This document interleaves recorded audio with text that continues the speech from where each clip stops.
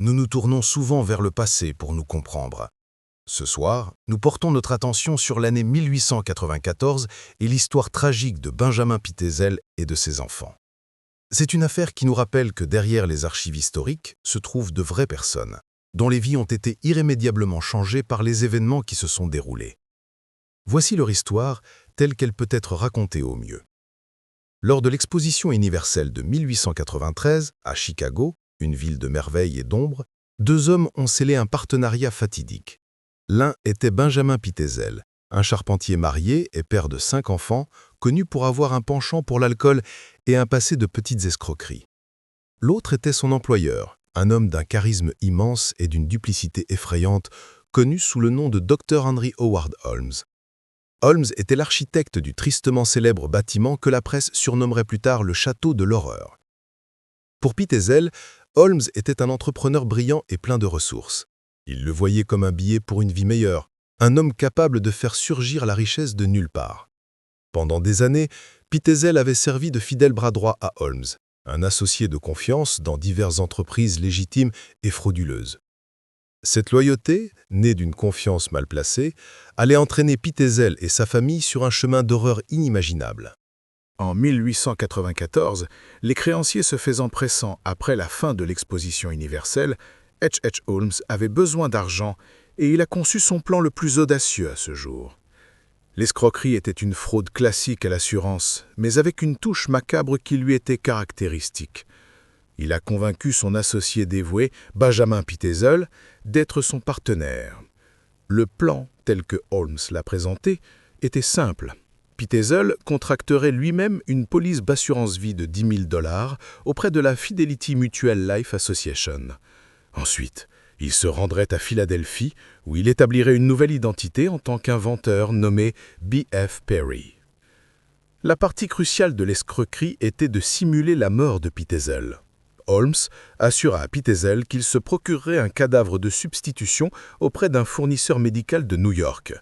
Il défigurerait ensuite le cadavre pour le rendre non identifiable, mettrait en scène une explosion de laboratoire pour expliquer la mort de B.F. Perry, et Holmes, accompagné d'un avocat non averti, identifierait officiellement le corps comme étant celui de Pitezel. Une fois que la compagnie d'assurance aurait versé l'indemnité de $10 000, Pitezel sortirait de sa cachette et les deux hommes se partageraient les bénéfices. Pour Pitezel, cela semblait être un plan infaillible pour enfin assurer la sécurité financière de sa famille. Il faisait aveuglément confiance à Holmes pour gérer la logistique macabre de la fraude. Début septembre 1894, le plan fut mis en branle. Benjamin Pitezel se rendit à Philadelphie et loua une propriété au 1316 Callow Hill Street, s'établissant comme l'inventeur B.F. Perry. Il écrivit à sa femme, Carrie, lui disant qu'il travaillait sur une nouvelle entreprise. La scène était prête pour la fausse mort. Holmes, cependant, n'avait aucune intention de suivre le plan. Le coût et le risque d'obtenir et de transporter un cadavre de substitution étaient une complication qu'il avait décidé d'éliminer. Pour un homme comme Holmes, une solution bien plus simple était à portée de main. Il se rendit à Philadelphie et rencontra Pitezel dans la maison louée. Ce qui s'est passé ensuite n'est connu que par les confessions ultérieures, souvent contradictoires, de Holmes. Le récit le plus crédible est qu'il a rendu Pitezel inconscient avec du chloroforme, probablement sous le prétexte de démontrer une partie de l'acte pour simuler sa mort. Alors que Pitezel était impuissant, Holmes l'a assassiné. Pour masquer la cause du décès et correspondre au récit prévu d'un accident de laboratoire, il a aspergé le corps de Pitezel de benzène et y a mis le feu. Le partenaire loyal, qui croyait faire partie d'une escroquerie astucieuse, était devenu l'accessoire central et involontaire du stratagème. Sa confiance avait été récompensée par l'ultime trahison. Benjamin Pitezel étant mort, H. Holmes exécuta le reste du plan avec une précision glaçante. Il amena un avocat local, Jephthah Howe, à la morgue. Howe, qui avait brièvement rencontré Pitezel, fut incapable de procéder à une identification positive du cadavre gravement défiguré. Ce fut Holmes, l'ami de confiance, qui identifia en pleurs le corps comme étant celui de son cher associé, Benjamin Pitezel. Le coroner conclut à une mort accidentelle. L'identification frauduleuse étant assurée, Holmes encaissa l'indemnité d'assurance de $10 000. Il ne donna que $500 de cet argent à la veuve de Pitezel, Carrie. Il commença ensuite à tisser une toile de tromperie élaborée et cruelle. Il dit à Madame Pitezel, en deuil, que son mari n'était pas mort, mais qu'il était bien vivant, caché à Londres pour éviter les créanciers. Il expliqua que le corps avait été un substitut, comme prévu, mais que des complications légales obligeaient Benjamin à rester caché. Pour rendre l'histoire crédible, il convainquit Carrie de lui confier 3 de ses 5 enfants, Alice, 15 ans, Nellie, 13 ans, et Howard, 8 ans, lui promettant qu'il les réunirait avec leur père. La veuve, désemparée et confiante, accepta, remettant ses enfants à l'homme même qui avait assassiné leur père. Pour Alice, Nellie et Howard Pitzel, un voyage cauchemardesque commença. Sous la garde de H. Holmes, ils étaient effectivement ses prisonniers, des pions dans sa tromperie continue. Il les fit voyager à travers le pays, de ville en ville, à travers le Midwest américain et finalement au Canada. Leurs voyages furent une odyssée déroutante d'hôtels bon marché et de maisons louées. Pendant tout ce temps, Holmes entretenait une correspondance cruelle avec leur mère, Carrie Pitzel, qu'il déplaçait également séparément. Il lui transmettait des messages fabriqués de son mari et faisait écrire des lettres de la maison aux enfants, dictant soigneusement leur contenu. Il disait à Carrie que Benjamin s'ennuyait terriblement de ses enfants et voulait les voir, mais que ce n'était pas encore sûr. Les enfants, isolés et confus, se voyaient dire que leur père n'était qu'à une ville ou deux d'eux et qu'ils le verraient bientôt. Ils n'avaient aucune raison de douter du charismatique Dr. Holmes, le proche ami de leur père.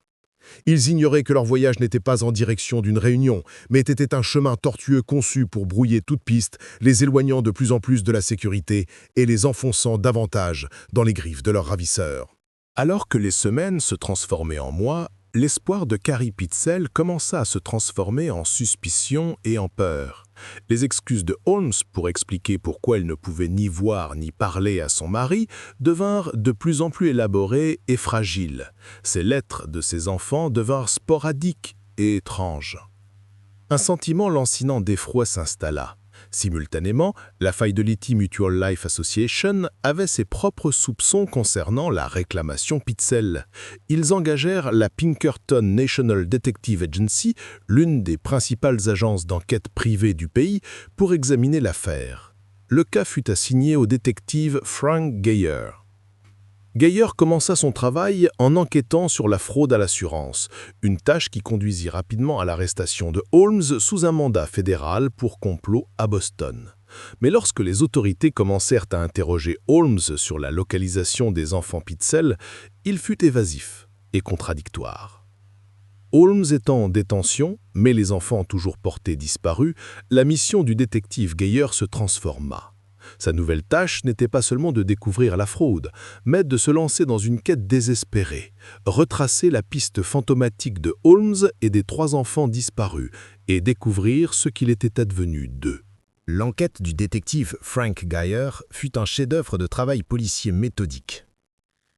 Partant de l'endroit où les enfants avaient été vus pour la dernière fois, il commença à suivre patiemment la piste froide et tortueuse laissée par H. Holmes.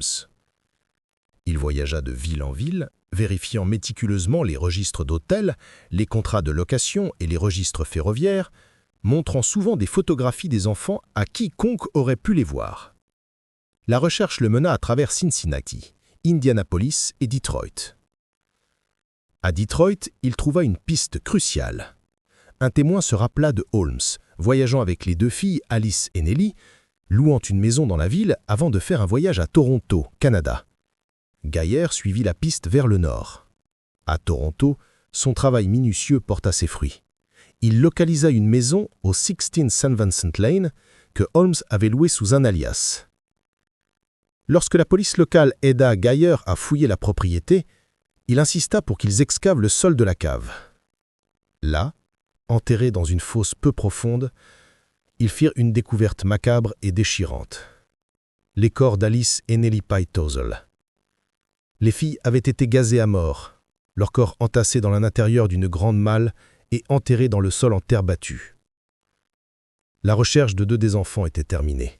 Même avec l'horrible découverte à Toronto, le travail du détective Geyer n'était pas terminé.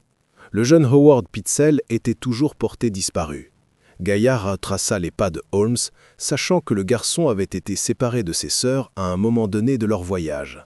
Son enquête le ramena en Indiana, plus précisément dans la petite ville d'Irvington, juste à l'extérieur d'Indianapolis. Là, il localisa un autre cottage que Holmes avait loué. La maison était vide, mais Gaïa mena une fouille approfondie de la propriété. À l'intérieur de la maison, son attention fut attirée par une grande cuisinière dans la cuisine. Il fit démonter la cheminée et le tuyau de poêle pièce par pièce.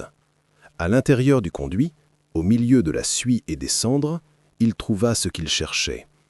Il y avait de petits fragments d'os, un morceau de mâchoire et un jeu complet de dents, identifié plus tard par un dentiste comme appartenant à Howard, 8 ans. Holmes avait émembré le caisson, brûlé ses restes dans la cuisinière et laissé les preuves cachées dans la cheminée. La dernière pièce du puzzle tragique avait été trouvée. Les 3 enfants confiés à H.H. Holmes avaient été assassinés. Avec la découverte des corps des enfants, l'affaire contre H.H. Holmes fut scellée.